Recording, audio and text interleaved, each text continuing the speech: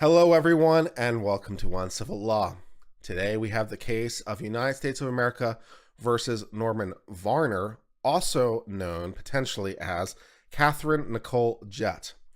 In this case, Norman says that he's transgender, that he was born male but now identifies as female. The court analyzes whether or not this claim should be believed and analyzes whether or not they should do anything about it. In particular, Norman is asking that a prior case involving him should be renamed using his current name, not his old name, to reflect his transgender rights and new identity.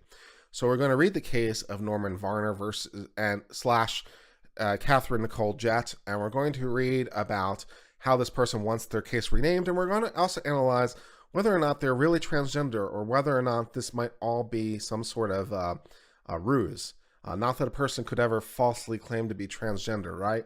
But we're going to see maybe they are falsely claiming to be transgender. So if assuming that's a thing that's possible, we're going to get into that. Fun times had by all. Let's get started. Oh, wait. Okay. We should have a poll. We should have a poll before we start.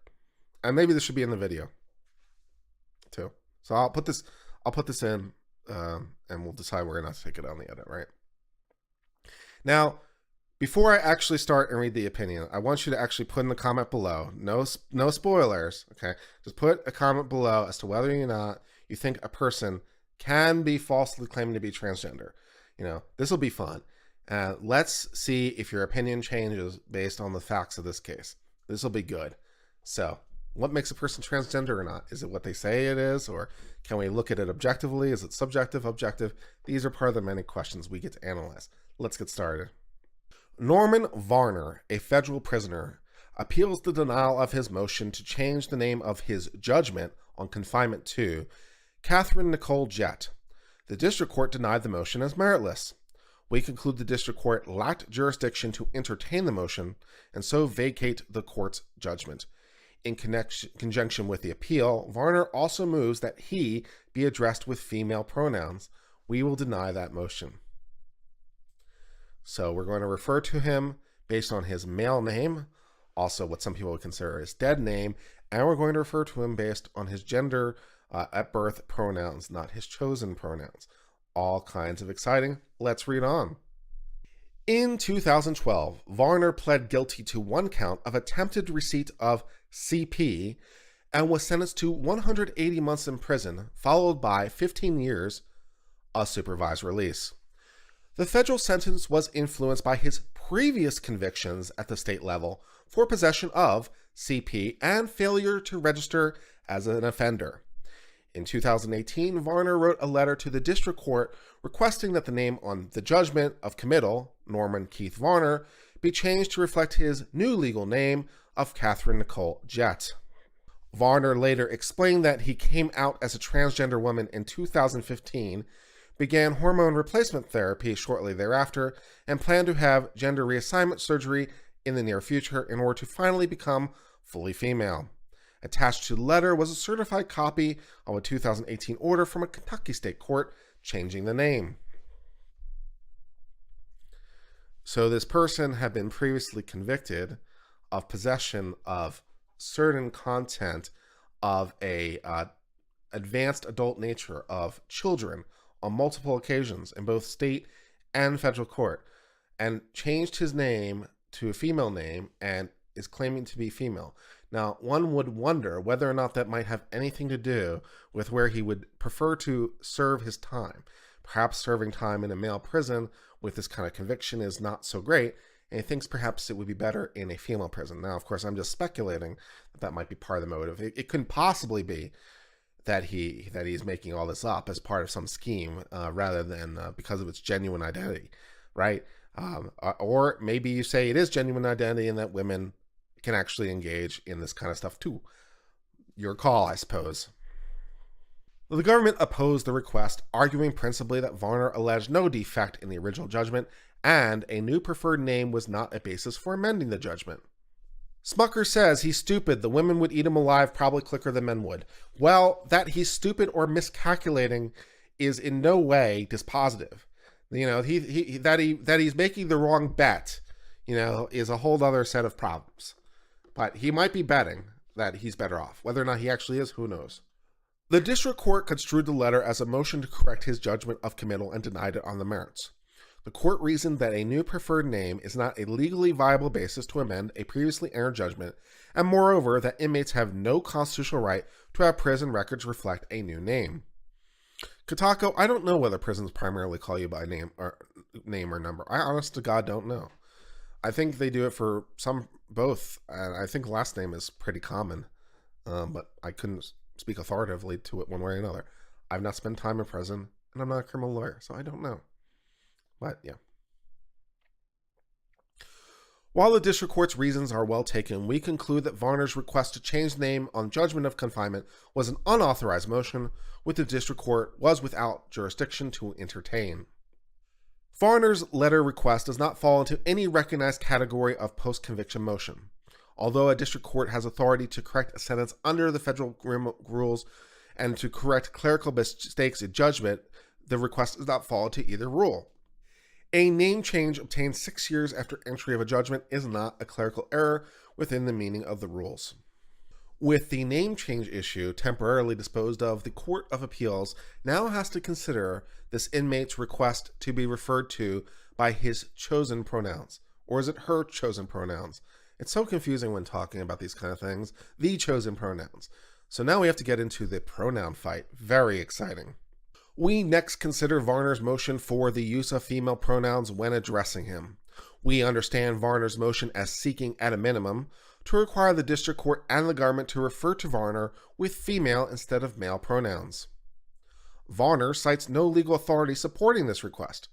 Instead, Varner's motion simply states, "I am a woman," and argues that failure to refer to him with female pronouns leads me to feel I am being discriminated against based on my gender identity. Varner's reply brief elaborates that referring to me simply as male and with male pronouns based solely on my biological body makes me feel very uneasy and disrespected. We deny the motion for the following reasons. First, no authority supports the proposition that we may require litigants, judges, court personnel, or anyone else to refer to gender dysphoric litigants with pronouns matching their subjective gender identity. Federal courts sometimes choose to refer to gender dysphoric parties by their preferred pronouns. On this issue, our court has gone both ways. At this point, I feel like I could make a both ways joke, but I'll refrain from doing so. Enter your own joke here. But the courts that have followed this convention have done so purely as a courtesy to the parties. None has adopted the practice as a matter of binding precedent, and none has purported to obligate litigants or others to follow the practice. Varner's motion in this case is particularly unfounded.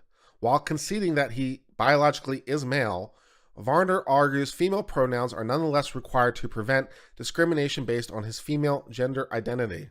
But Varner identifies no federal statute or rule requiring courts or other parties to judicial proceedings to use pronouns according to a litigant's gender identity. Second, if a court were to compel the use of particular pronouns at the invitation of litigants,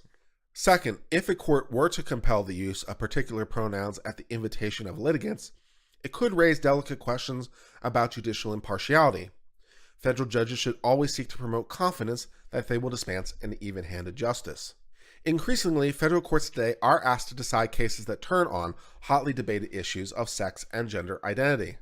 In cases like these, a court may have the most benign motives in honoring a party's request to be addressed with pronouns matching his deeply felt inherent sense of gender.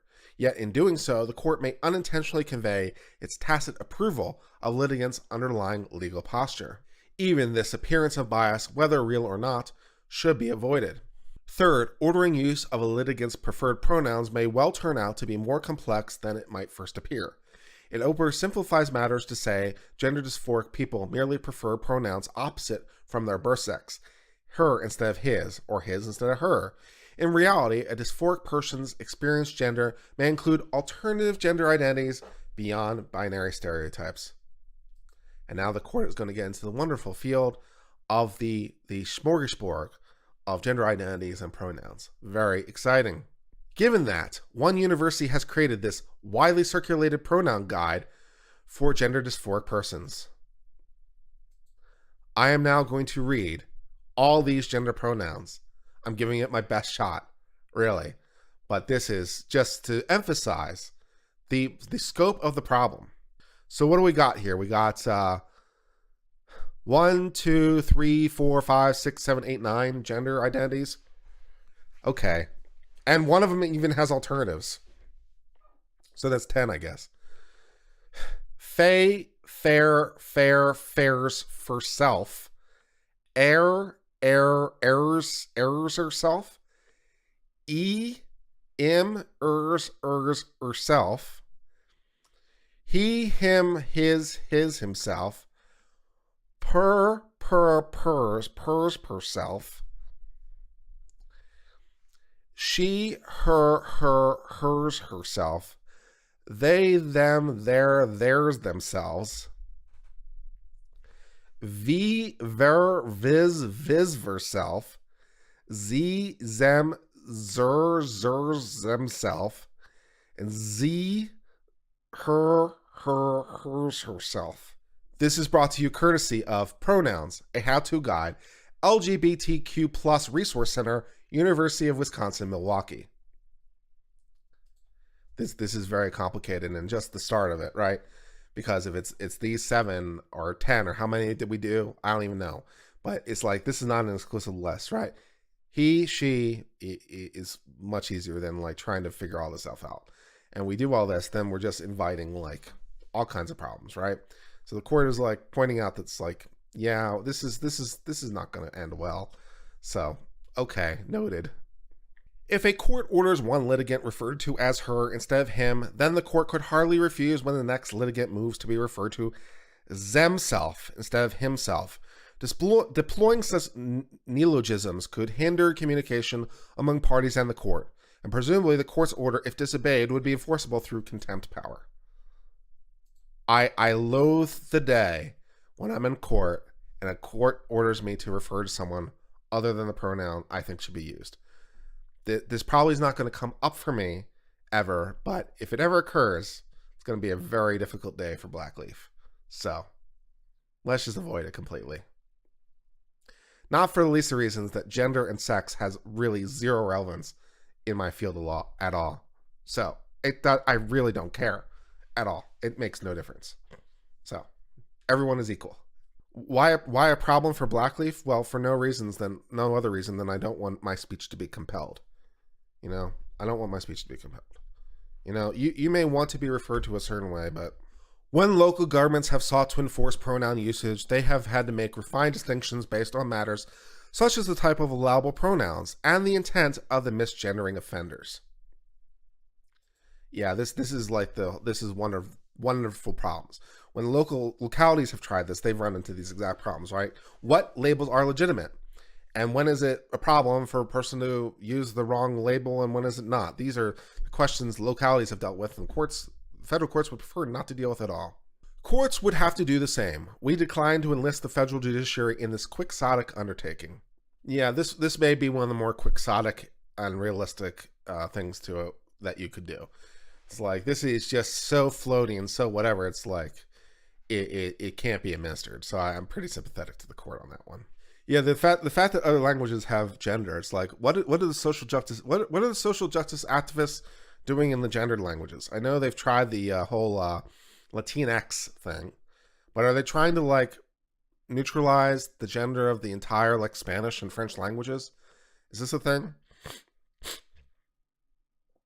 I'm grateful for the most part that English has abandoned gender in its language. There's very few exceptions to that in the American language, and it's probably for the best that we don't have a lot of gendered words.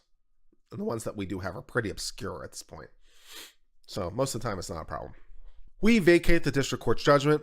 The motion to require the use of pronouns to submit a photograph and to appear are denied. The motion to file a reply brief is granted. Thank you for joining me as we both read this case together and now better understand the law. If you're enjoying this legal education content, please subscribe to this channel. It really helps us grow. And check out one of our other videos, including the one that's currently being displayed on the thumbnail on screen. Thank you so much for your continued support. And until later, my friends, cheers and goodbye.